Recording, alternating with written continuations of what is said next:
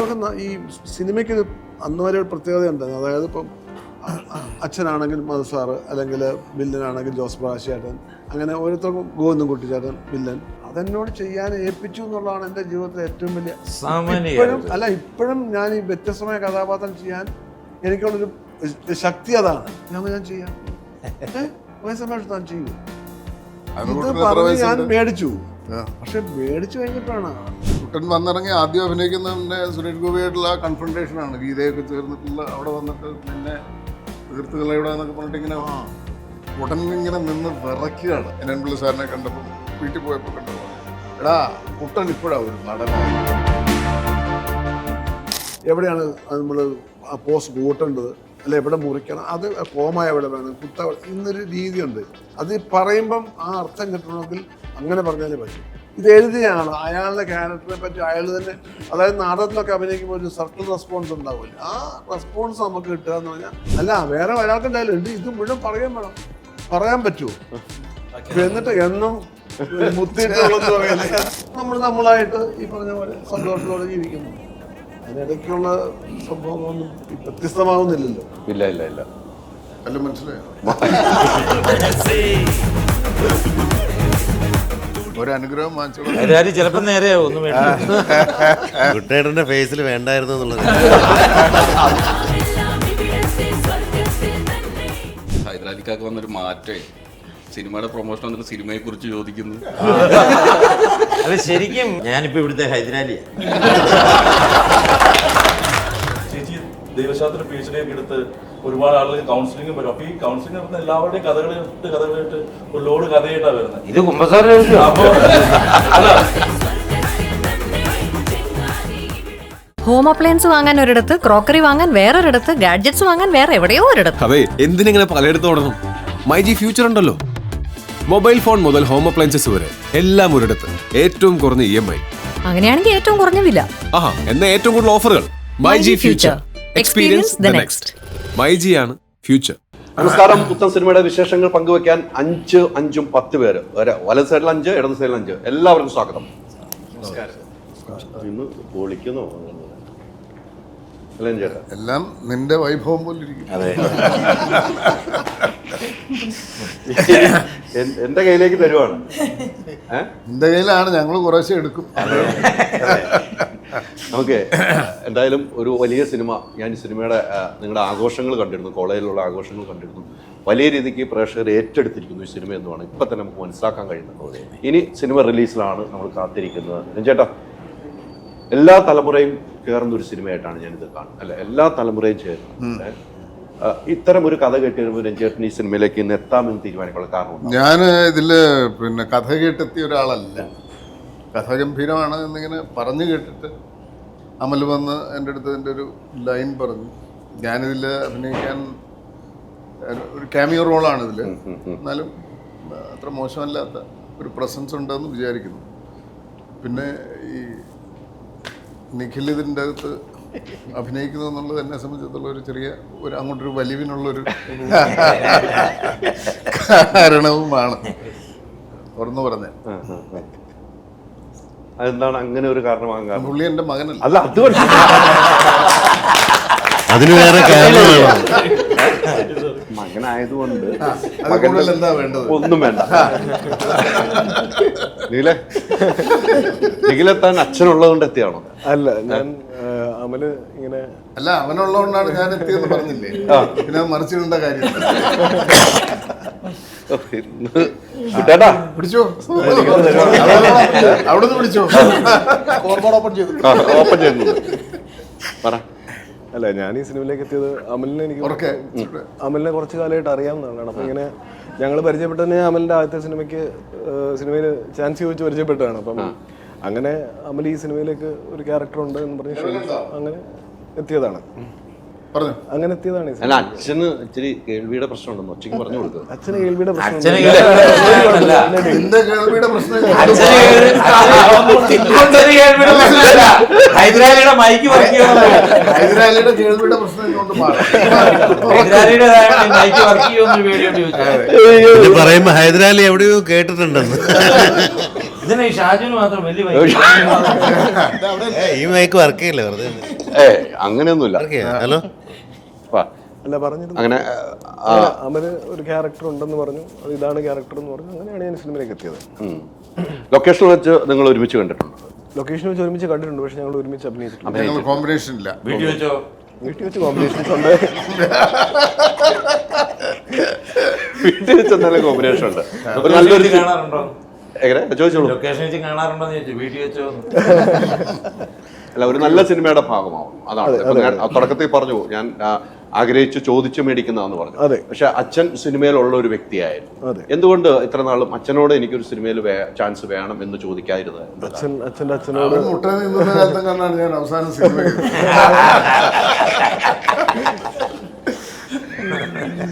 അന്ന് ചോദിക്കാൻ പറ്റിയൊരു പ്രായമായിട്ടില്ല. അതുകൊണ്ടാണ് പ്രശ്നം വന്നിരിക്കുന്നത്. അച്ഛനോടും ചോദിച്ചിട്ടുണ്ട്. അച്ഛൻ സംവിധാനം ചെയ്യുന്ന സിനിമയിൽ അഭിനയിപ്പിക്കാമെന്ന് ചോദിച്ചിട്ടുണ്ട്. തീർച്ചയായിട്ടും രണ്ട് മക്കളും രണ്ട് രീതിയിലേക്ക് അല്ലെ, സ്ക്രിപ്റ്റും ഡയറക്ഷനുമായിട്ട്. അല്ല, ഞാനും മറ്റേയാളും കൂടെ ഒരു സിനിമയിൽ അഭിനയിച്ചിട്ടുണ്ട്. ഇനിയും വെള്ളിത്തിരയിൽ എത്തിയിട്ടില്ല. വിടാൻ തീരുമാനിച്ചിട്ടില്ല. കേട്ടല്ലോ അല്ലേ, കുടുംബമായിട്ടുണ്ട്. പടങ്ങൾ ഒരുപാട് ഇറങ്ങാനുണ്ട്. ഇനിയുമുണ്ട്.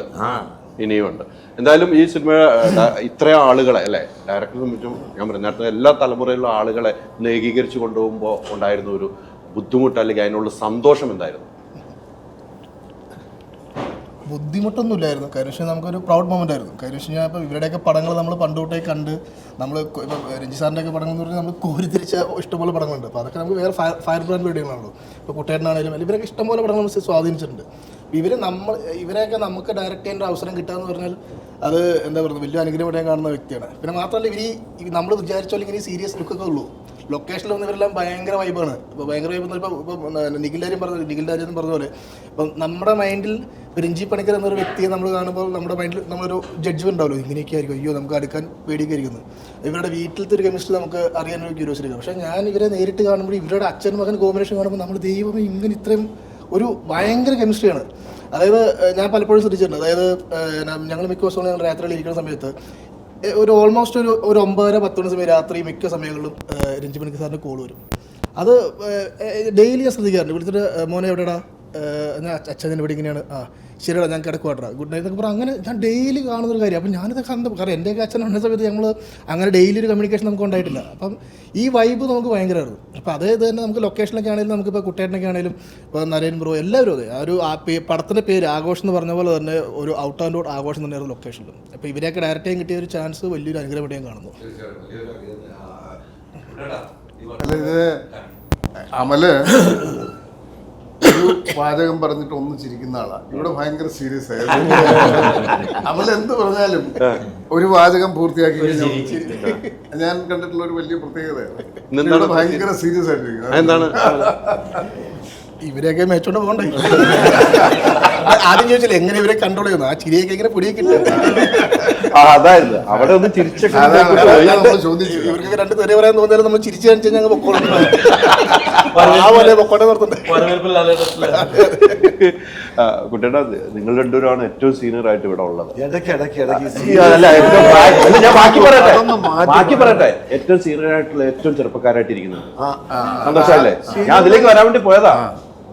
അതിലേക്ക് വരാൻ വേണ്ടി പോയതാ. രീതിയിലല്ല ഇപ്പോഴും ഞാൻ ജീവിക്കുന്ന അങ്ങനെയല്ല, സിനിമയിൽ നിന്നല്ല ജീവിക്കുന്ന അങ്ങനെയല്ല. ഇപ്പം ഇവനാണ് ഇപ്പൊ ഇദ്ദേഹത്തെക്കാളും വലിയ സുഹൃത്ത് ഇവനാണ്.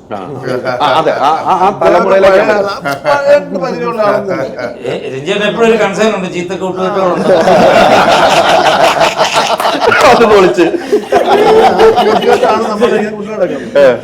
ആ കൂട്ടുകെട്ടാണ് എന്നെ ഇപ്പൊ ഇവരുടെ കൂടെയൊക്കെ അവരെ പോലെ ഒരാൾ തന്നെ ഞാനും. ബോബി ശ്രദ്ധിച്ചായിരുന്നു ഇപ്പൊ പറഞ്ഞത് ഇതൊക്കെ പിന്നെ എതിരാളി ഇത് ഇങ്ങനെയൊക്കെ കേൾക്കാതെ വിട്ടാലേ അതുകൊണ്ടൊക്കെയാ ഇത്രയും വർഷമായിട്ട് പിടിച്ചിരിക്കുന്നത്. ഇത് കേൾക്കാതെ വിടുന്ന ചില കാര്യങ്ങൾ.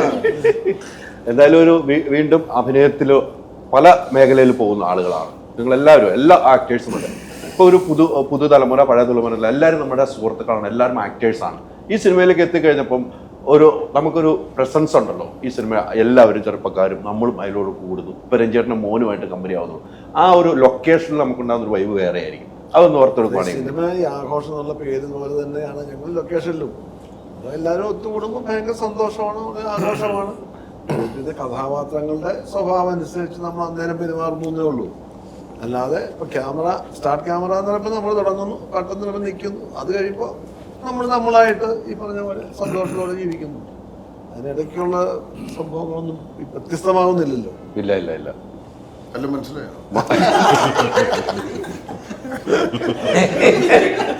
ഇതിന്റെ മൊത്തം ഉത്തരവാദിത്വം നിങ്ങളാട്ടോ. അല്ല, ഇതിന്റെ മൊത്തം ഉത്തരവാദിത്വം നിങ്ങളാണ്. എനിക്കെല്ലാം മനസ്സിലായി. എനിക്ക് മനസ്സിലാകാതൊന്നും പോയിട്ടില്ല ചേട്ടാ. ശരി, വളർച്ചയുണ്ട്. വളർന്നു അല്ലേ? വളർന്നുകൊണ്ടിരിക്കുന്നു. ആയിട്ടില്ലല്ലോ. അല്ല, ഇങ്ങനെയൊക്കെ നമ്മുടെ ഇങ്ങനെയൊക്കെ നിന്നാൽ വളരും. വേറെ രീതിക്കാകരുത്. ഇപ്പൊ നമ്മള് വഴിതെറ്റിപ്പോകരുത്. സീനിയേഴ്സ് എന്ന് പറയുന്നത് ഇപ്പം കുട്ടേട്ടനാണെങ്കിലും രഞ്ജേട്ടനാണെങ്കിലും ഇവിടെ ഒരുപാട് ആക്ടേഴ്സ് ഉണ്ട്, ഒരുപാട് സീനിയർ ആക്ടേഴ്സും. സീനിയേഴ്സ് എന്ന് പറയുന്നത് ഇവരുടെ സിനിമയിലുള്ള എക്സ്പീരിയൻസ്, ഇവരുടെ ഏറ്റവും വലിയ ക്വാളിറ്റിയാണ് നമ്മളോടൊക്കെ എങ്ങനെ ബിഹേവ് ചെയ്യാമെന്ന്. ഇപ്പം ഇവരങ്ങനെ മസിൽ പിടിച്ചിട്ടല്ല ഞാൻ സീനിയർ ആകുന്നോ അല്ലെന്നുണ്ടെങ്കിൽ ഞാൻ ഇന്ന ആളാണെന്നോ അങ്ങനത്തെ ഒരു ക്യാരക്ടേഴ്സ് അല്ല കുട്ടേട്ടനും രഞ്ജനും ഒന്നും. അതുകൊണ്ടൊക്കെയാണ് ഇവരോട് എല്ലാവർക്കും ഭയങ്കര താല്പര്യം ഇഷ്ടവും. അത് മനസ്സിലായില്ലേ? ഇപ്പം എല്ലാവരും കൊടുക്കേണ്ട റെസ്പെക്ട് ഓട്ടോമാറ്റിക്കലി കൊടുക്കും. But we get a lot of love from them. അതുകൊണ്ടാണ് അവരിപ്പോഴും പിടിച്ചിരിക്കുന്നത്. 100%. പ്രേക്ഷകരും അതുപോലെ ഇഷ്ടപ്പെടുന്നതുകൊണ്ടാണ് അവർക്ക് സിനിമകളിൽ ഇപ്പോഴും കിട്ടിക്കൊണ്ടിരിക്കുന്നത്. പേടിയാ കുട്ടേട്ടനൊക്കെ അഭിനയിക്കാൻ വരുമ്പോഴേ. അത് ഏത് ലുക്കിലാണ് വരുന്നത്? നമ്മുടെ നിക്കറൊക്കെ ഇട്ടേ ഇങ്ങോട്ടേക്ക് അടിച്ച് ബുള്ളറ്റിലൊക്കെയാ വരുന്നത്. എന്ത് ചെയ്യാനാണ്? നമുക്കങ്ങനെ പോരാൻ പറ്റുന്നില്ല. സത്യം, കുട്ടേട്ടനൊക്കെ വന്ന് കയറിയാൽ അറിയത്തില്ല എന്താണ് പരിപാടി മനസ്സിലാക്കാൻ പറ്റുള്ളൂ. കുറെ സിനിമകളാകുമ്പോൾ ഇത്രയും ഒരു കൂട്ടി ഇത്രയും ആളുകൾ ഒരുമിച്ച്, ഞാൻ എൻ്റെ ഇന്റർവ്യൂവിൽ ഇത്ര ആളുകൾ വെച്ച് ചെയ്യുന്നു ആദ്യമായിട്ടാണ്. അതൊരു സന്തോഷമാണ് എനിക്ക് നൽകിയിരിക്കുന്നത്, ഇത്ര ആളുകൾ ഒരുമിച്ചിരുത്തുക എന്നുള്ളത്. സിനിമയിലും അങ്ങനെ ഒരു ആഘോഷമായിരുന്നു ഈ സിനിമ, അല്ലെ? നേരത്തെ പറഞ്ഞ ഒരു ആഘോഷമായിരുന്നു. നമ്മുടെ കഥാപാത്രത്തിലേക്ക് നമ്മൾ ചെല്ലുന്നു, ആ കഥാപാത്രം നമ്മൾ അഭിനയിക്കുന്നു, പിന്നീട് അവിടെ നിന്ന് പോകാൻ തോന്നാത്ത ഒരു സിറ്റുവേഷൻ ഉണ്ടാകാറുണ്ടോ ഇത്തരം ലൊക്കേഷൻ? പേയ്മെന്റ് കിട്ടില്ല, പ്രൊഡ്യൂസറിന് ചോദിക്കാം കുറച്ച് ചെറിയ ബുദ്ധിമുട്ട്. അല്ല, തീർച്ചയായിട്ടും ഈ പടം തീർന്നു കഴിഞ്ഞപ്പോൾ ഞങ്ങൾ എല്ലാവരും തന്നെ അയ്യോ കഴിഞ്ഞല്ലോ എന്നൊരു വിഷമത്തോടുകൂടി തന്നെയാണ് ഞങ്ങൾ എല്ലാവരും പിരിഞ്ഞത്. കാരണം അത്രയും ആഘോഷപരമായിരുന്നു. ആഘോഷത്തിന്റെ ആശ്വാസമായിരുന്നു ആശ്വാസം. പിന്നെ വളരെ കൃത്യമായിട്ട് ഏകദേശം പറഞ്ഞ കാലയളവിനുള്ളിൽ തീർന്ന സിനിമയാണ്. ശരിക്കും പടത്തിന്റെ പേര് വേറെ ആയിരുന്നു. ചേച്ചി വന്നതോടെയാണ് അത് ആഘോഷം എന്നാക്കിയത്. ചേച്ചി വന്നതോടെ ഈ പടം ഒരു ആഘോഷമായി. പിന്നെ ഇതിന്റെ കഥ ചേച്ചിയുടെ കേട്ടോ. അപ്പോൾ ആദ്യമായിട്ട് ചേച്ചി വന്ന് ഞങ്ങളോട് കഥ, ഞാനും മൊത്തം ഉത്തരവാദിത്വം. ഓക്കെ. അപ്പോൾ നമ്മൾ ആദ്യം ഗുമസ്തം കഴിഞ്ഞ് നമ്മളിങ്ങനെ സിനിമ അടുത്തൊരു പരിപാടി ഞാനും കൂടി പ്ലാൻ ചെയ്തുകൊണ്ടിരിക്കുകയാണ്. അമല് ഞാൻ വെച്ചാൽ അമലിന്റെ പുറകെ ഞാൻ നടക്കുവാണ്. അമല് അടുത്ത പരിപാടി ഉണ്ടാക്കടാ എന്നല്ലടാ എന്ന് പറഞ്ഞാൽ അമലിന്റെ പുറകെ ഞാൻ നടക്കുന്നു. അപ്പോഴാണ് സ്റ്റീഫൻ ഇങ്ങനെ ചേച്ചി എന്നെ പരിചയപ്പെടുത്തുന്നത്. അതിന് ചേച്ചീനെ കണ്ടു, പരിചയപ്പെട്ടു. ചേച്ചി പറഞ്ഞു ചേച്ചി ഞങ്ങൾ കൂടെ ചേച്ചി ചെയ്യാമെന്നൊക്കെ പറഞ്ഞു. ചേച്ചിയെ സമ്മതിക്കുമ്പോൾ ചേച്ചി പറഞ്ഞു ചേച്ചിയുടെ കഥയുണ്ടെന്ന് പറഞ്ഞു. അപ്പോൾ ഞാനും അമല് ദൈവമേ ചേച്ചിയുടെ കഥയോ, അപ്പോൾ അതെന്തായിരിക്കും എന്നൊരു ടെൻഷൻ ഉണ്ടായിരുന്നു. അങ്ങനെ ചേച്ചി ചേച്ചിയുടെ മോനെ എയർപോർട്ടിൽ വിടാൻ നേരത്ത് വരുന്നുണ്ട്, നമുക്ക് അവിടെ ഇരുന്ന് കഥ പറയാമെന്ന് പറഞ്ഞു. നമ്മൾ ഫ്ലോറിൽ ഇരുന്ന് കഥ പറയണം. പക്ഷേ ചേച്ചിയുടെ കഥ കേട്ടപ്പോൾ ഞങ്ങൾ ഞെട്ടിപ്പോയി. പ്രതീക്ഷകൾ കൂടുതലും ഇനിയൊരു 15 സിനിമയ്ക്കുള്ള കഥയുണ്ട്. കാരണം ചേച്ചി ദൈവശാസ്ത്ര PhD ഒക്കെ എടുത്ത് ഒരുപാട് ആളുകൾ കൗൺസിലിംഗും വരും. അപ്പോൾ ഈ കൗൺസിലിംഗ് നടത്തുന്ന എല്ലാവരുടെയും കഥകളായിട്ട് ഒരു ലോഡ് കഥയായിട്ടാണ് വരുന്നത്. ഇത് കുമ്പസാരം. അപ്പോൾ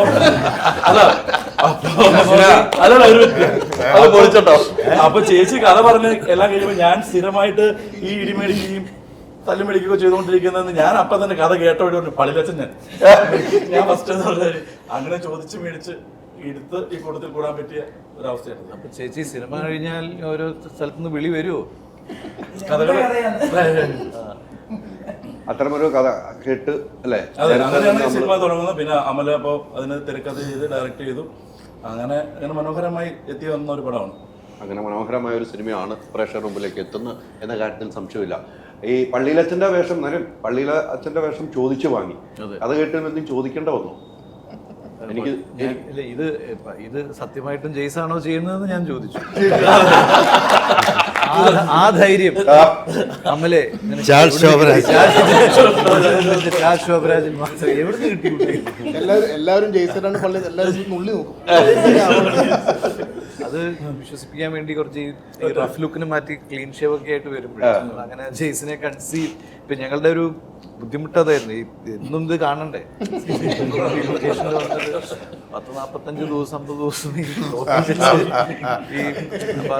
കൺവിൻസ്ഡ് ആയി വരുമ്പോഴേക്കും സിനിമ കഴിഞ്ഞു.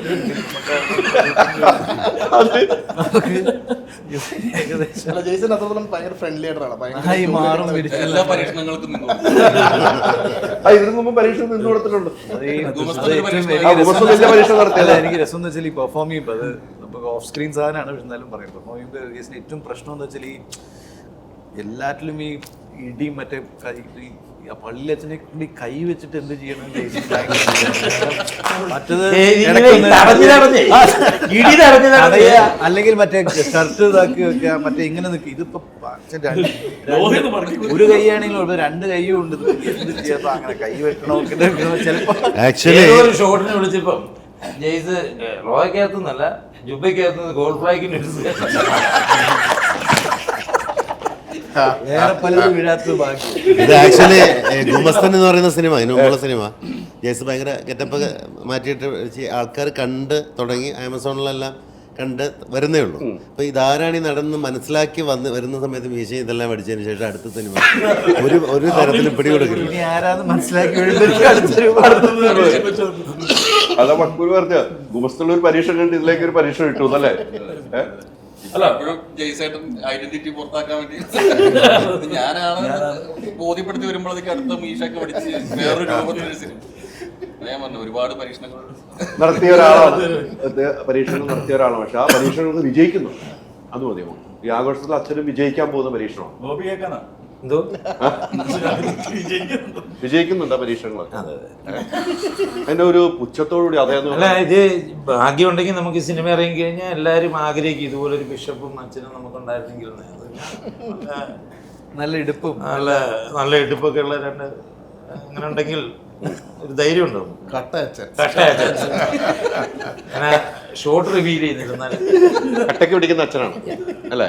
കട്ടയ്ക്ക് പിടിക്കുന്ന അച്ഛനാണ്. അല്ല, ജെയ്സ് ടോട്ടലി ഡിഫറെന്റ് ഒരു പ്ലേ ആണ് കമ്പയർഡ് ടു അദ്ദേഹം ചെയ്തിരിക്കുന്നതെല്ലാം വെച്ചിട്ട്.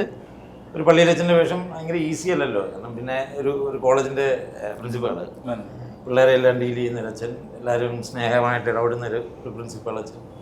അപ്പം നല്ല രസമായിട്ട് ചെയ്തിട്ടുണ്ട്. നല്ല രസമായിട്ട് ചെയ്തിട്ടുണ്ട്. വളരെ ചാലഞ്ചിങ് ആയിരുന്നു അതിന്ന് വിടുന്നില്ലടാ, ജെയ്സിനെ വിടുന്നില്ല ആരും. ഈ ലോഹയുടെ ഇവിടെ ബട്ടണൊക്കെ തെറിച്ചിട്ടേ അവസാനം ഫുൾ സ്റ്റിച്ച് ചെയ്ത്.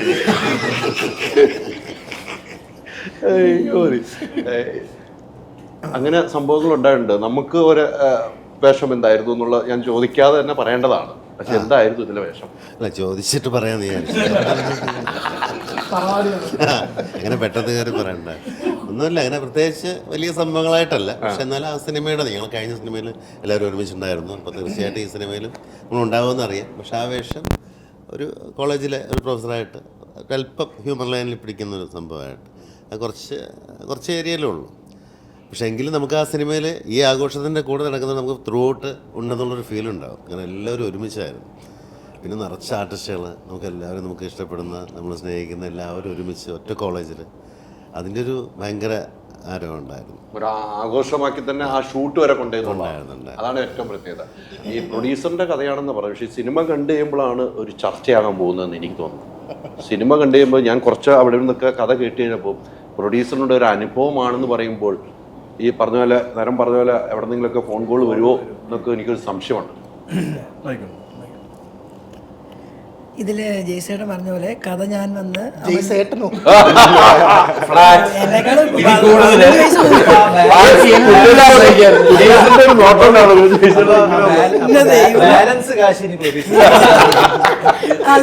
ഇന്നലെ വൈകിട്ട് ബ്യൂട്ടി പാർലറിൽ പോയി ഒരുപോലായ ജയ്സേട്ടനോ?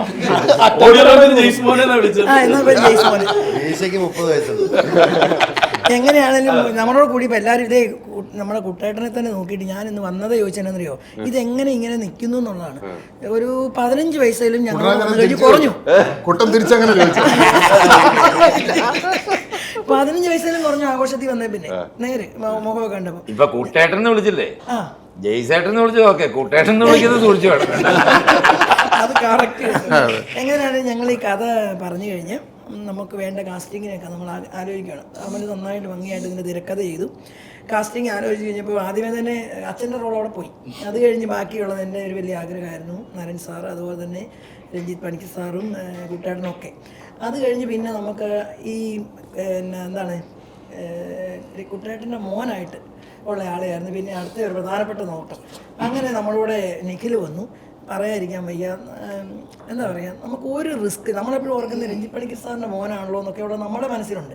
പക്ഷേ ഒരു റിസ്ക്കും ഇല്ല, ഒരു തലവേദനയില്ല, നന്നായിട്ട് കറക്റ്റായിട്ട് ഞങ്ങൾ പറഞ്ഞ പോലെ ചെയ്ത് നമ്മളോട് നിന്നുള്ളതാണ് ഒന്നാമത്തെ കാര്യം.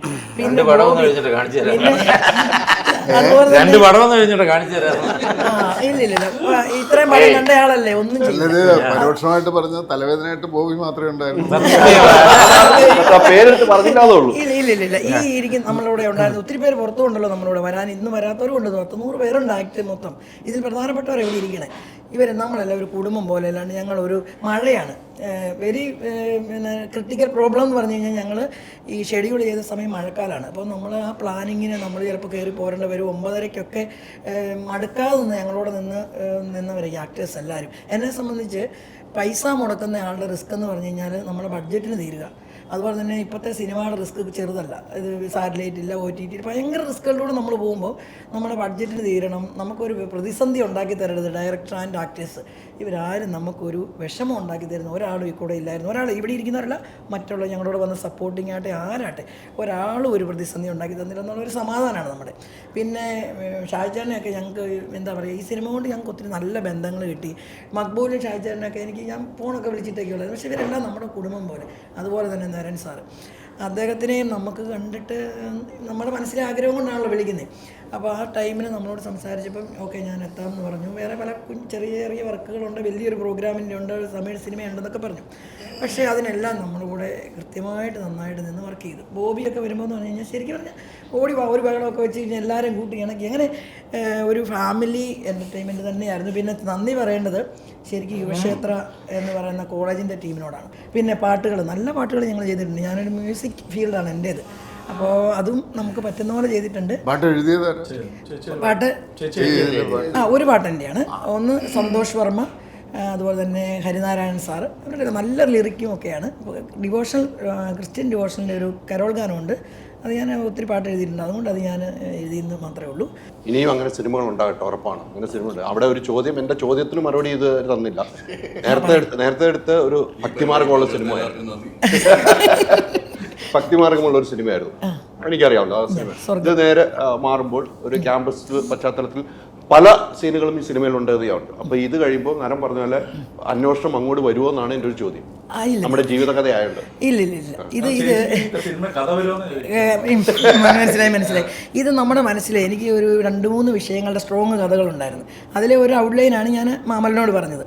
അപ്പോൾ ഇത് ക്യാമ്പസ് ബേസി വേണമെന്ന് എനിക്ക് ആഗ്രഹമായിരുന്നു. അപ്പോൾ പിള്ളേരെ ഒത്തിരി ചേർത്ത് നമുക്ക് നല്ല പാട്ടുകളൊക്കെ ചേർത്ത് അവർക്കും കൂടെ ഒരു നല്ല സന്ദേശം കൊടുക്കുന്നതായിരിക്കണം. നമ്മൾ ചെയ്യുന്ന ഏത് സിനിമ ചെയ്താലും CN ഗ്ലോബൽ ആണെങ്കിൽ അതിന് എന്തെങ്കിലും നല്ലൊരു ഉദ്ദേശം കൂടെ കാണും. ബിസിനസ് തന്നെ വെച്ചിട്ട് ഞങ്ങളൊരു സിനിമ ചെയ്യുന്നത്. അതെ, അതുകൊണ്ടാണ് ഇവരെല്ലാം. അതെ, കറക്റ്റാണത്. അപ്പോൾ നമ്മുടെ ഈ സിനിമയ്ക്ക് നല്ലൊരു ലക്ഷ്യം കൂടെ ഉണ്ട്. നല്ലൊരു ലക്ഷ്യം ഇതിനകത്ത് ഇട്ടിട്ടുണ്ട്. നന്നാക്കി എടുക്കുക. അത് ഇവിടെയാണ് ഉദ്ദേശിച്ചത്. കഴിഞ്ഞ ഇങ്ങനെ കൈ കാണിച്ചു നോക്കിയിട്ട് കാര്യമില്ല. ഇല്ല, കഴിഞ്ഞ സിനിമയെ ഭക്തിമാർഗത്തിലുള്ള സിനിമയായിരുന്നു. ഈ സിനിമയിൽ ഭക്തിയുള്ളവരാ ബോബി, മക്ബൂൽ. വളരെ മോശം രീതിയിലാണ് മോശം രീതി പറയുന്നത്. ഏറ്റവും ഭക്തിയുള്ള എന്ത് പറഞ്ഞാലും നിങ്ങളിലേക്ക് എത്തുള്ളത്. അതങ്ങനെയാണ്, വേറൊന്നും വിചാരിച്ചിട്ട് കാര്യമില്ല. ഞാനിപ്പോ ഇവിടുത്തെ ഹൈദരാലിയ. എന്ത് കൈയിടല്ലേ. അപ്പൊ എന്നെ പഴയ നിലയിലേക്ക് എത്തിക്കാനുള്ള പരിപാടി കൈയടിച്ച് പ്രോത്സാഹിപ്പിക്കണം. ലെവല് മാറിയില്ലേ? നല്ല രീതിയിലാണ് പറഞ്ഞത്. അതിലൊരു പോസിറ്റീവ് ഉണ്ട്. എല്ലാവർക്കും ഹൈദരാലി ആകാൻ പറ്റും. ഒരാള് ഞാൻ ഹൈദരാലിയാണെന്ന് പറയുമ്പോൾ നിന്നെ പോലെ ആകാൻ ശ്രമിക്കുന്നു എന്നുള്ള ഒരു അർത്ഥമില്ല എന്നത്. അതെടുക്ക്. ഒരാളെങ്കിലും ഉണ്ടല്ലോ നിങ്ങളെ പോലെ ആകാൻ.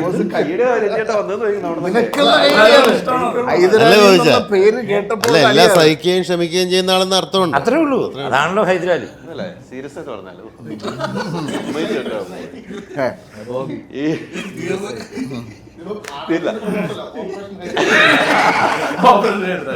അല്ല, ഈ നേരത്തെ ഇപ്പൊ പറഞ്ഞതല്ല, ഈ സിനിമയിൽ നിങ്ങൾ വരുമ്പോൾ ഒരു ആഘോഷമാക്കും എന്ന് പറഞ്ഞു. നിങ്ങൾ ഏത് ലൊക്കേഷൻ ഞാൻ കണ്ടിട്ടുണ്ട്, പല ലൊക്കേഷൻ നമ്മൾ വന്നിട്ടുണ്ട്. നിങ്ങൾ വരുമ്പോൾ എല്ലാവരും കൂട്ടിയിണക്കി ഒരൊച്ചപ്പാടും പോകണം അല്ല, എല്ലാവരും കൂട്ടിയിണക്കാൻ നല്ല ചെലവാണ്. എങ്കിലും അത് നിങ്ങൾ ആഘോഷിക്കുന്നുണ്ട് തീർച്ചയായിട്ടും അല്ലേ? ഓരോ ലൊക്കേഷൻ പോകുമ്പോൾ അടുത്ത ലൊക്കേഷൻ പോകുമ്പോൾ നിങ്ങൾ ആഘോഷിക്കുന്നുണ്ട്. ഈ സിനിമയിൽ എപ്പോഴും ഓർത്തു വെക്കാമെന്ന ഒരു അനുഭവം ഈ ആളുകളിൽ നിന്നും ഓരോ ആളുകളിൽ നിന്നും ഉണ്ടായ അനുഭവം വരെ, രഞ്ജിയേട്ടനിൽ നിന്നുണ്ടായ അനുഭവം ഞങ്ങള് കണ്ടിട്ടേ ഇല്ല അല്ലേ? ബോബി അഭിനയിക്കാൻ തുടങ്ങിയ പിന്നെ ഞങ്ങള് തമ്മിൽ കാണുന്നത് സാർ ഇന്ന് എന്നെ കണ്ടപ്പോൾ പറഞ്ഞേ, സാറിനെ ആദ്യം കാണുമ്പോൾ ഞാൻ സിനിമയിൽ അഭിനയിക്കുകയോ ഒന്നുമില്ല. നമ്മൾ ഡ്രാമയുടെ ലൊക്കേഷനിൽ വെച്ച് കോഴിക്കോട് വെച്ചാണ് ഞാൻ സാറിനെ ആദ്യം പരിചയപ്പെടുന്നത്. പിന്നെ ഒരുപാട് കാണുകയും നമ്മുടെ രഞ്ജിയുടെ കൂടെ എപ്പോഴും നമ്മളും രഞ്ജിയായിട്ട് കൂടി ചേരുമ്പോഴൊക്കെ ബോബി സാറ് തന്നെ ആദ്യം കണ്ടപ്പോൾ വന്ന് പറഞ്ഞു ഇന്ന് പിന്നെ ഞാൻ ആദ്യം കാണുമ്പോൾ നീ സിനിമാ താരമല്ല എന്ന് പറഞ്ഞത്. അല്ല, നീ താരമായതിനു ശേഷം നമ്മൾ തമ്മിൽ കാണുന്നതാണ്. ഇവിടെ വന്നപ്പോഴാ ലൊക്കേഷൻ കണ്ടിട്ടില്ലോ നിങ്ങൾ? ഇല്ല ഇല്ല ഇല്ല, സാറുമായിട്ട് എനിക്ക് കോമ്പിനേഷൻ ഇല്ല. നിഖിലുമായിട്ടുണ്ട്. ബാക്കിയുള്ള ഞാൻ പറഞ്ഞില്ലേ, ക്യാരക്ടർ ഒരു കിങ്സ് ബെന്നി എന്ന് പറയുന്ന ഒരു ക്യാരക്ടറാണ് ഞാൻ സിനിമയിൽ ചെയ്യുന്നത്. പണിക്ക് ശേഷം എൻ്റെ 3ാമത്തെ സിനിമയാണ് റിലീസാകാൻ പോകുന്നത്. ഞങ്ങൾ ഒരുപാട് ഞാൻ ഒരു യാത്ര കഴിഞ്ഞ് ഞാൻ UK നിന്ന് വരുന്ന ദിവസമാണ് ഈ കഥ കേൾക്കുന്നത്. അത് ജെയ്സ് വഴിയാണ് ഞാൻ ഈ സിനിമയിൽ എത്തുന്നത്. അങ്ങനെ എൻ്റെ ഫ്ലാറ്റിൽ വെച്ച് ഞങ്ങൾ കഥ പറയുന്നത്. അന്ന് തന്നെ നരൻ വന്ന് ഞങ്ങൾ എല്ലാവരോടെയാണ് കഥ കേൾക്കുന്നത്, നമ്മൾ നരേറ്റ് ചെയ്യുന്നത്. നമ്മളപ്പോൾ തന്നെ കഥ കേട്ടു. ഭയങ്കര ലൈഫ് സ്റ്റോറി, ഒരു ക്യാമ്പസ് ചിത്രം, രസകരമായൊരു കഥ എന്ന് പറഞ്ഞാൽ അത് ഇതൊരു വലിയ സംഭവമായിട്ടല്ല. എന്നാലും ഇതൊരു കൊച്ചു സിനിമയാണ്. ബട്ട് അതിനകത്ത് പല എലമെൻസും പറഞ്ഞു പോകുന്ന അതിനൊരു ഭയങ്കര ഇൻട്രസ്റ്റിംഗ് ആയിട്ട് തോന്നുന്നത്. എല്ലാവരും അപ്പം തന്നെ കമ്മിറ്റ് ചെയ്യുന്നു, പടം ഓണാവും. അങ്ങനെയാണ് ഞാൻ ഇതിനകത്ത് ഇന്നായത്. പക്ഷേ ഈ പറഞ്ഞ പോലെ ലൊക്കേഷനിലെ അനുഭവം പറയുകയാണെങ്കിൽ എല്ലാ ദിവസവും ആഘോഷം തന്നെയായിരുന്നു. ഇത് നമ്മളോട് ചോദിക്കാതെ ഞങ്ങൾ താമസിച്ച ഹോട്ടലുകാരോടെങ്ങാനും ചോദിച്ചു കഴിഞ്ഞാൽ കറക്റ്റ് റിപ്പോർട്ട് കിട്ടുക വലിയൊരു ബുക്ക് കംപ്ലൈൻറ്റ് തന്നെയാണ്. അത് കച്ചവടം കുറഞ്ഞെൻ്റെ. ബട്ട് എനിക്ക് നല്ലൊരു എക്സ്പീരിയൻസ് ആയിരുന്നു. അല്ല, എനിക്ക് തോന്നുന്നു ഈ കൂടെ ഉള്ളവരുടെ കൂടെ നേരത്തെ അഭിനയിച്ചവരാരെങ്കിലും ഉണ്ടോ? കുട്ടേട്ടൻ്റെ കൂടെ ഞാൻ ആദ്യമായിട്ടാണ്. കുട്ടേട്ടനെയൊക്കെ എനിക്ക് വർഷങ്ങളായിട്ട് ഞാൻ പറഞ്ഞില്ലേ, പണി എന്ന സിനിമയിൽ അഭിനയിക്കുന്നതിന് മുമ്പ്, അന്ന് ഷൂട്ടിങ് തുടങ്ങുന്നതിന് മുമ്പ് കുട്ടേട്ടനൊരു യാത്രക്കിടയിൽ എന്നെ കയറി ഹോട്ടൽ റൂമിൽ വന്ന് അനുഗ്രഹിച്ചിട്ട് പോയ ഒരാളാണ്. ഞാൻ എൻ്റെ ഗുരുനാഥന്മാരിൽ കാണുന്ന ആൾക്കാരിലൊരാളൊക്കെയാണ് കുട്ടേട്ടൻ, വിജയേട്ടൻ, സാർ, എല്ലാവരും. അപ്പം എന്നെ സംബന്ധിച്ച് ഫസ്റ്റ് സിനിമയാണ് കുട്ടേട്ടൻ്റെ കൂടെ. അത് കഴിഞ്ഞ് കുട്ടേട്ടനില്ലാത്ത സിനിമയില്ല, അത് നമ്മളാ ഇല്ലാത്തത്. കുട്ടേട്ടനെ അനുഗ്രഹിച്ച് വിട്ടതാണ് കേട്ടോ. തീർച്ചയായിട്ടും ഒരുപാട് പേര് ബ്ലെസ്സിങ് ഉള്ള ഒരാൾ. വാങ്ങിച്ചു, ഒരു അനുഗ്രഹം വാങ്ങിച്ചു. എല്ലാവരും ചിലപ്പോൾ നേരെയാവും ഒന്നും വേണ്ട. കുട്ടേട്ടന്റെ ഫേസിൽ വേണ്ടായിരുന്നു എന്നുള്ളത് അത് കുട്ടേട്ടൻ തന്നെ പറയാൻ പേടി, എങ്ങാനും അനുഗ്രഹം പേടിക്കാൻ വരുമോ. കുട്ടേട്ടനെ അനുഗ്രഹിച്ച് വിട്ടാണ്. എങ്ങനെയുണ്ട് അനുഗ്രഹം കൊടുത്തിട്ട്? മനസ്സിലായില്ലേ ഇപ്പൊ? നേരം കൊണ്ട് ചോദിക്കേണ്ട കാര്യമുണ്ട്.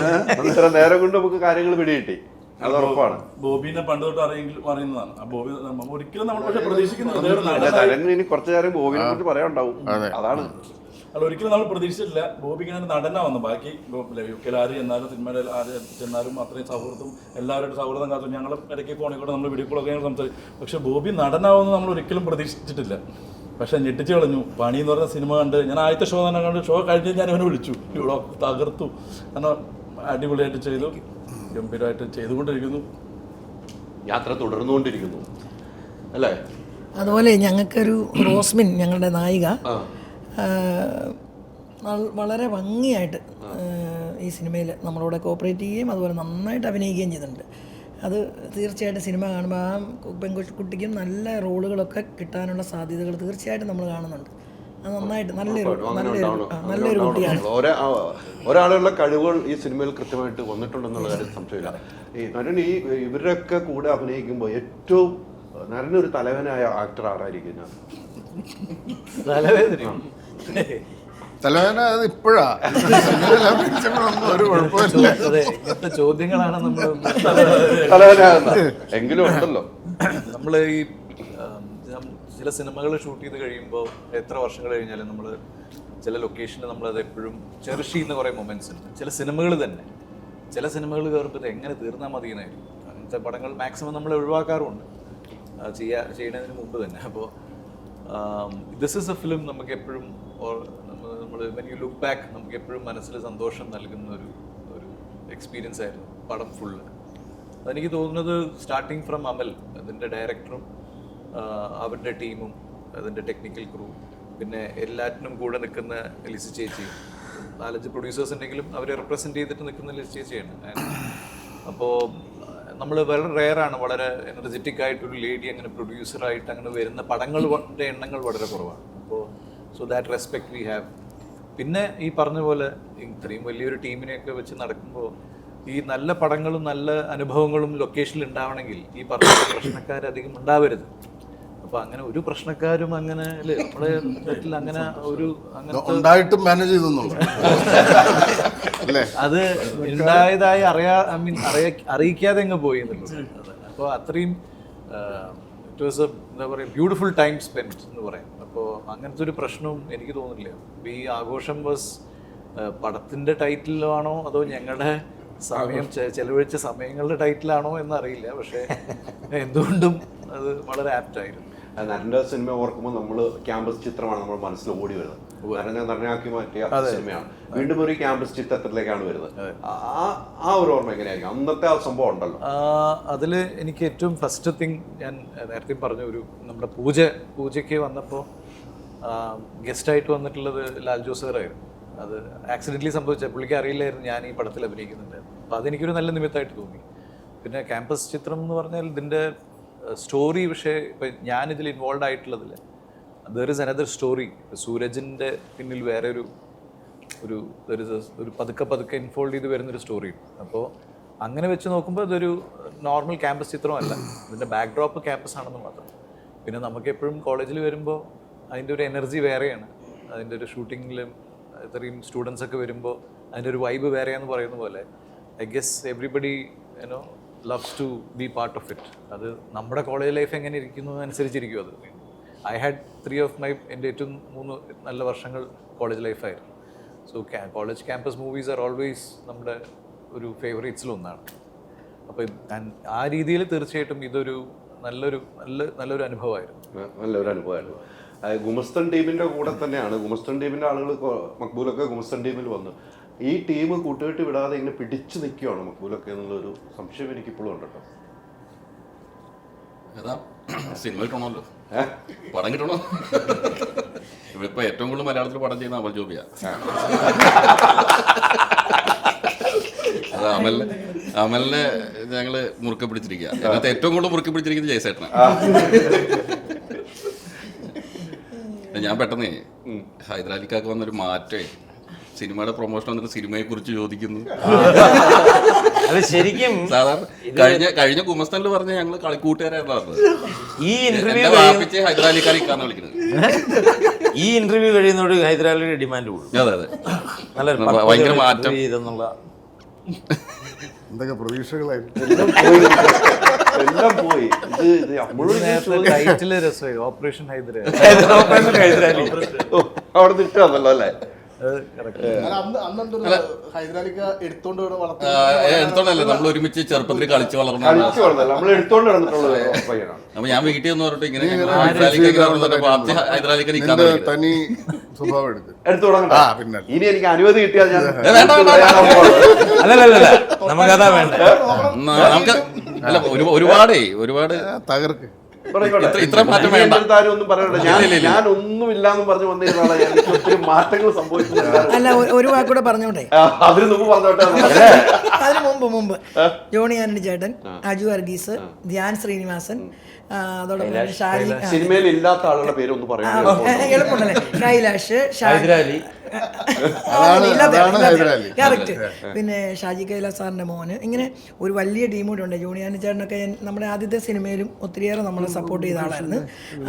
ഈ സിനിമയിലും അദ്ദേഹം വളരെ നല്ലൊരു റോളാണ്. അതെ, ദിവ്യദർശൻ. ഇങ്ങനെ ഒരു വലിയ കൂട്ടുകെട്ടുകൂടെ ഉണ്ട്. അതുകൊണ്ട് ഞാൻ മുമ്പേ ഓരോരുത്തരെയും പറയാതെയാണെങ്കിലും ഞാൻ പറഞ്ഞു. പക്ഷേ ജൂണിയാനി ചേട്ടനൊക്കെ പറയാതിരിക്കാൻ പറ്റില്ല. ആദ്യത്തെ സിനിമയിലും നമ്മുടെ കൂടെ അദ്ദേഹം വളരെ സ്ട്രോങ് ആയിട്ട് നിന്നു. ഈ സിനിമയിലും ജൂണിയാനി ചേട്ടാ ഇത്ര ദിവസത്തെയാണ് നമ്മളോട് വരണമെന്ന് പറഞ്ഞു. ഇപ്പോഴും എല്ലാ കാര്യത്തിനും നമ്മളോട് നിൽക്കുന്ന ഒരു, നമ്മളെ ഒത്തിരി സഹായിക്കുന്ന ആളാണ്. അപ്പം അങ്ങനെ ഒത്തിരിയേറെ പേരുടെ കഠിനാധ്വാനം ഈ സിനിമയിൽ ഭംഗിയായിട്ടുണ്ട് എന്നോട് പറയും. ധൈര്യമായിട്ടിരിക്കും പ്രൊഡ്യൂസർ, ധൈര്യമായിട്ട് അതിന്റെ അധ്വാനത്തിന് ഫലം കാണും. കാരണം ഇത്രയും ആളുകൾ, ഞാൻ ക്യാമ്പസ് പ്രൊമോഷൻ, ഇവരൊക്കെ തിരക്കുണ്ടായിട്ടും നിങ്ങളുടെ കൂടെ വരുന്നുണ്ടെങ്കിൽ ഈ സിനിമയോടുള്ള പ്രിയം തന്നെയാണ്. അതാണ് ഫോൺ ഓഫ് ചെയ്താലും വിളിക്കും.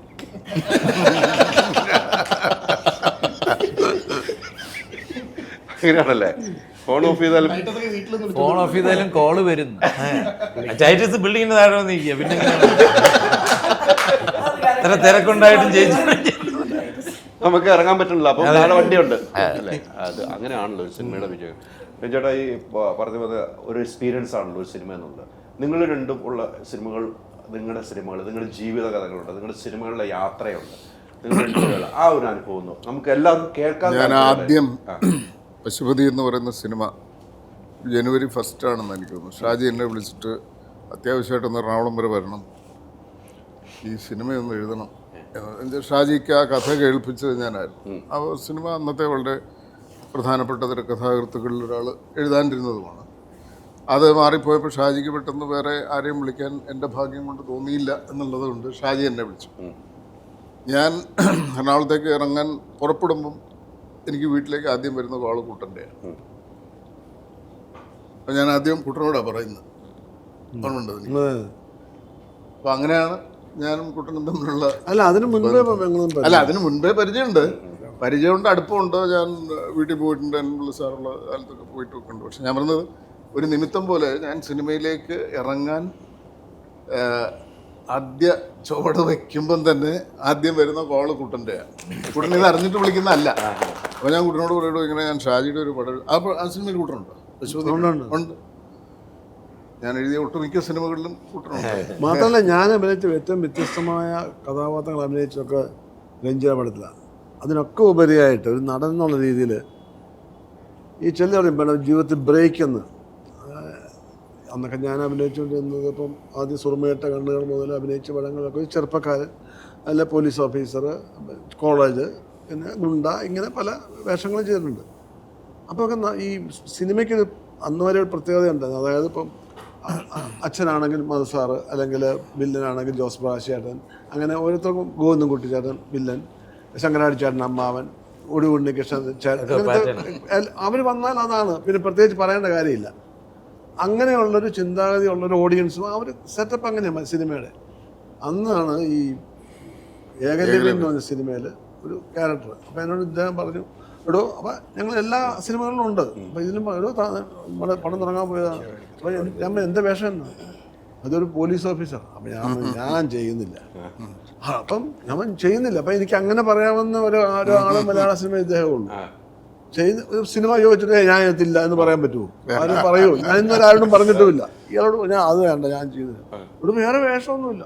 അപ്പം വേഷമില്ല, വേണ്ട, ഞാൻ അത് എന്താണ് വേറെ വേഷം ഉണ്ടെങ്കിൽ ഇവിടെ പിന്നെയുള്ളത് വയസ്സം വേഷ. ഞാൻ ചെയ്യാം, വയസ്സം വേഷം താൻ ചെയ്യൂ.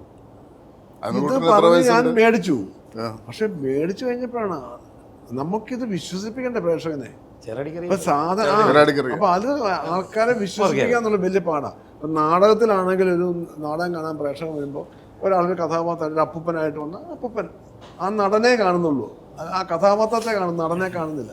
സിനിമയിലല്ല, സിനിമയിൽ ആദ്യം നടനെ കാണുന്നത്, ഇന്നയാൾ, അല്ലെ പ്രേം നസീർ, അല്ലെ ഗോവിന്ദൻകുട്ടി, ജോസ് പ്രകാശ്, അങ്ങനെ കാണുന്നൊരു സമയത്താണ് ഞാൻ ഈ പറഞ്ഞ ഭയങ്കര ഡിഫറെൻ്റ് ആയിട്ട് ക്യാരക്ടർ ചെയ്യേണ്ടത്. അതെന്നോട് ചെയ്യാൻ ഏൽപ്പിച്ചു എന്നുള്ളതാണ് എൻ്റെ ജീവിതത്തിലെ ഏറ്റവും വലിയ. ഇപ്പോഴും ഞാൻ ഈ വ്യത്യസ്തമായ കഥാപാത്രം ചെയ്യാൻ എനിക്കുള്ളൊരു ശക്തി അതാണ്. അങ്ങനെ അത് ചെയ്യാൻ എനിക്ക്, പിന്നെ എനിക്ക് എന്തും ചെയ്യാം. സൈക്കിളിൽ കയറുന്ന പോലെയാണ് ഈ ക്യാരക്ടർ റോൾ ചെയ്യുന്നത്. പിന്നെ ശിവപ്പ എന്ന് പറഞ്ഞ റോള്, മറ്റേ മാഫിയയില്, പിന്നെ രൗദ്രത്തില് അപ്പിച്ചായും, ശരിക്കും പറഞ്ഞ അപ്പിച്ചായും ചേറാടിക്കര ചെറാടിക്കരയുടെ മോളിലാണ് സത്യത്തിൽ ക്യാരക്ടർ വൈസ്. പക്ഷെ അതിനകത്ത് വേറൊരു രണ്ടിന്റെ സ്വഭാവം ഒന്നല്ല. ബോഡി ലാംഗ്വേജ് അപ്പൊ ഞങ്ങൾ തമ്മിൽ സംസാരിച്ചിടും അതും ഇതൊക്കെ. അപ്പോഴാണ് അങ്ങനെ പുള്ളിയെ വേറെ ആക്കാം, പുള്ളി ഇന്ന പോലെ ചെയ്യാം, അങ്ങനെ ഡിസ്കസ് ചെയ്ത് നമുക്ക് ചെയ്യാൻ പറ്റുന്ന എൻ്റെ ജീവിതത്തിൽ ഒരാൾ ഇദ്ദേഹം. കുട്ടന്റെ മേക്കപ്പ് പോലും പകുതി ചെയ്യുന്നത് ഞാൻ. അതെ അതെ. അപ്പൊ അങ്ങനെ അപ്പിച്ചായുടെ അപ്പൊ അങ്ങനെ നമുക്കൊരു വേറെ മേക്കപ്പ് മാൻ ഉണ്ടായിരുന്നു, എന്നാലും കൂടെ ഇരുന്ന് ആ ഒരു ലുക്കിലേക്ക് കൊണ്ടുവരാൻ നമുക്ക് എത്താൻ പറ്റണ്ടേ. അപ്പം അത്രമാത്രം ഒന്നിച്ച് ഒരേപോലെ ചിന്തിക്കാൻ പറ്റും. പിന്നെ ക്യാരക്ടേഴ്സ്, രഞ്ജിയുടെ ഡയലോഗിനെ പറ്റി എല്ലാവരും പറയും, രഞ്ജി പണിക്കാരുടെ ഡയലോഗ് ഇപ്പോഴും ആൾക്കാർ പറയുന്നതാണ്. അങ്ങനെ എഴുതാൻ പറ്റുന്ന ആരും ഇല്ല ഇപ്പോൾ.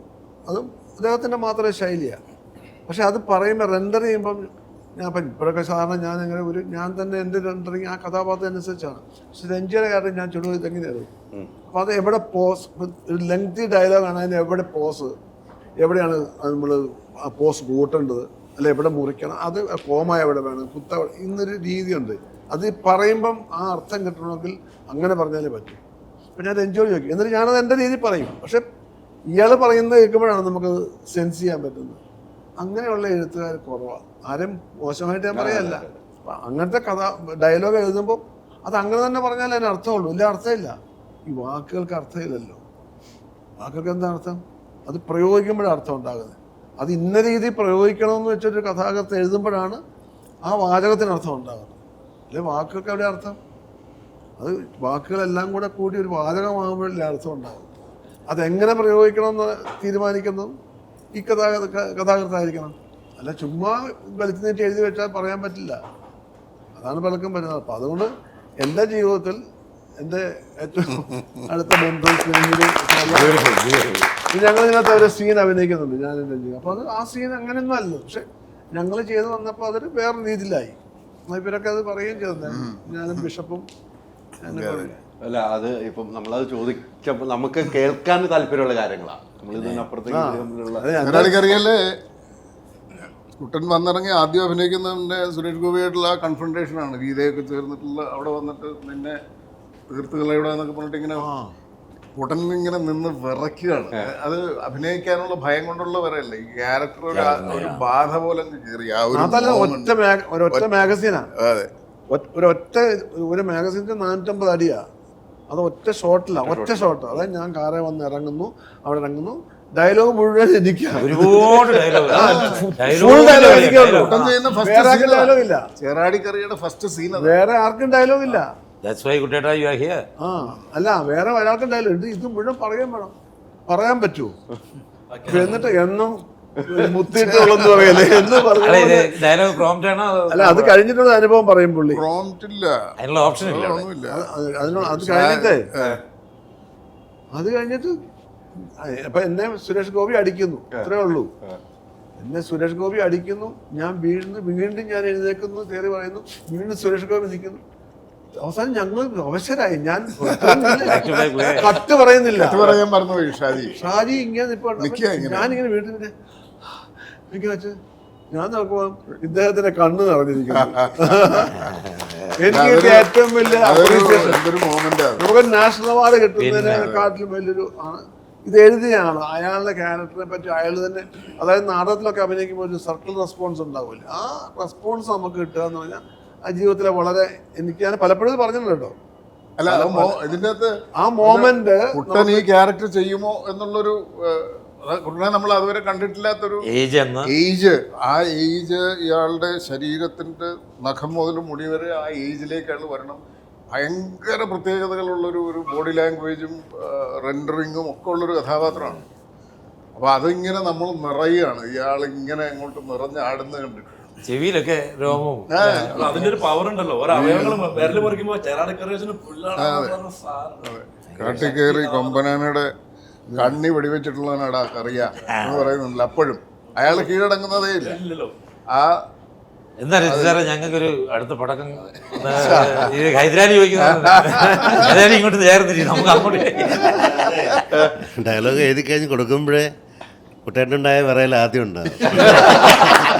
അല്ല, കുട്ടന് അഭിനയിക്കാനുള്ള വിറയലല്ല. അതല്ല, ഇവിടെ ഇവിടെ കൊടുക്കുന്നത് വേറെ. അല്ല, എനിക്കല്ല ഇവിടെ ഉണ്ടാകുന്ന വിറയല്ലേ, അത് വേറെ വിറയലായിരിക്കുള്ളൂ. പക്ഷെ ഇങ്ങനെ നിങ്ങൾ ചെയ്തിരിക്കുന്ന നിങ്ങളുടെ കൂട്ടുകാർ, അത് കുട്ടിയായിട്ട് ഇപ്പോൾ പറഞ്ഞ ഏറ്റവും വലിയ പോയിന്റാണ്. ആ പറയുമ്പോൾ കണ്ണ് നിറയുന്നു. രഞ്ജേട്ടൻ്റെ കണ്ണ് നിറയുന്നു പറയുമ്പോൾ ആ കഥാപാത്രം ഉൾക്കൊണ്ടതിൻ്റെ ഒരു സന്തോഷത്തിൻ്റെ കണ്ണീരാണല്ലോ ഉണ്ടാവുക. അല്ല, അതിനേക്കാൾ എനിക്ക് കിട്ടിയൊരു വലിയ പാരിതോഷികം എന്ന് പറയുന്നത്, അത് കഴിഞ്ഞ് ഞാൻ NN പിള്ള സാറിനെ കണ്ടപ്പം വീട്ടിൽ പോയപ്പോൾ കണ്ടപ്പോൾ എടാ കുട്ടൻ ഇപ്പോഴാ ഒരു നടനായത്. ഓർമ്മയുണ്ട്. അല്ല, അച്ഛനെപ്പോഴും ഈ ക്യാരക്ടർ റോൾ ചെയ്തു. ഞാൻ നാടകത്തിലൊക്കെ ക്യാരക്ടർ റോൾ ചെയ്തിട്ടുണ്ട്. പക്ഷെ ഈ സിനിമയിൽ ഒരു എല്ലാ ക്യാരക്ടറും ഇപ്പം നമ്മളായിട്ട് ചെയ്യുമ്പോൾ നമുക്ക് തന്നെ അത്ര വലിയ എനിക്കില്ല കേട്ടോ, എന്നെ അത്ര അച്ഛൻ ശരിക്കും ഞാൻ വേറൊരു ക്യാരക്ടറായി അച്ഛൻ ഏകലവ്യൻ തിയേറ്ററിൽ പോയി. പിന്നെ ഒരു മാറ്റം കൊണ്ടുവന്ന് കുട്ടേട്ടൻ്റെ ശരിക്കും അല്ല ചെയ്യാവുന്നൊരു ആത്മവിശ്വാസം ഉണ്ടാവും, അങ്ങനെ വിശ്വസിപ്പിക്കാവുന്നേ.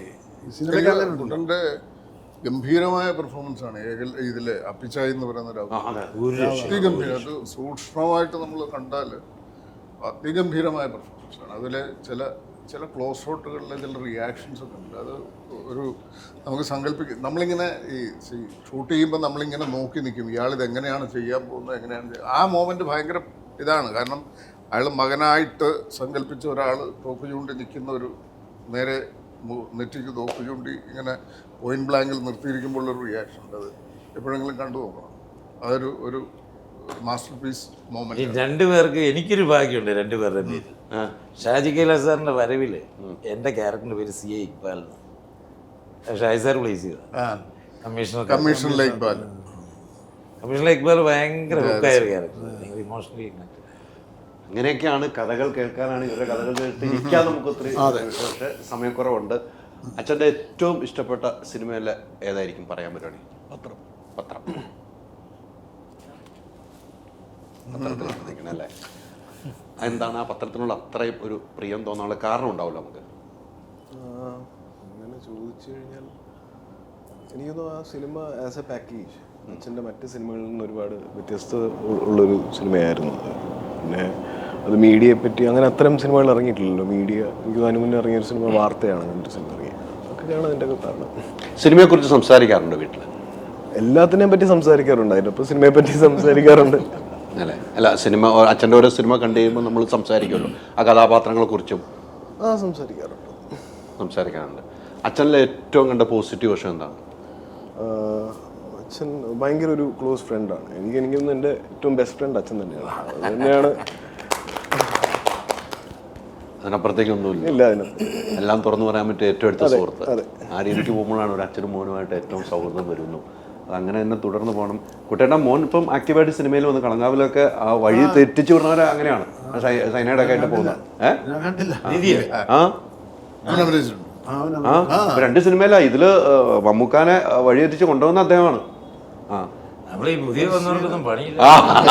ഇവരൊക്കെ ഇറങ്ങി തിരിച്ചേക്കോളാം. അതോടെ ഞാൻ പറഞ്ഞത്.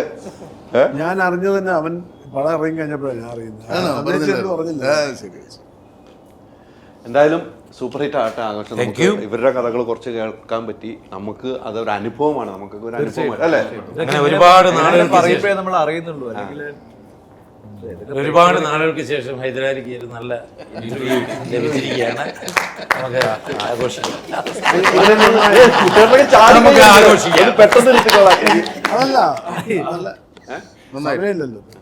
അപ്പൊ നമ്മളൊന്നും വേണ്ടാതെ അങ്ങ് പോവാം. അല്ല, ഇത്രയും പോരെ? ഇതുവരെ തോന്നാത്ത ഒരു ബഹുമാനം നന്നായിട്ടുണ്ട്. ഇനി മോ ഹാപ്പിയാണോ? ഞാൻ ഭയങ്കര ഹാപ്പിയാണ്. 100% ഹാപ്പി. ഒരു ആഘോഷത്തിനൊരു നമ്മളൊന്നും മോശം പറഞ്ഞില്ലല്ലോ ഹൈദരാലിയെ കുറിച്ച്. അതാണ് ഈ ഇന്റർവ്യൂവിന്റെ ഇതെങ്ങനെ തയ്ച്ചു എന്നുള്ളതാണ്. അതല്ല, എല്ലാ ഇന്റർവ്യൂവിലും ചോദ്യം ചോദിക്കുകയൊക്കെ അല്ലേ, പക്ഷെ ഇത് ഇദ്ദേഹം കൂടി ഇൻവോൾവ് ചെയ്യുന്നു എന്നുള്ളതാണ് എന്റെ പ്രത്യേകത.